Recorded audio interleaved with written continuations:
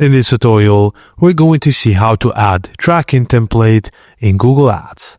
Firstly, go to ads.google.com and sign in. Select the Google Ads account where you want to apply the tracking. Click on Campaigns in the left sidebar and tick the checkbox beside the campaign you want to modify. Click the Settings tab at the top of the campaign dashboard and scroll down, then click Additional Settings. Under Additional Settings, select Advanced URL Options. You'll see a box labeled Tracking Template. Find the link of the template and paste it into the box. This will dynamically attach valuable data to your final URL using tracking parameters.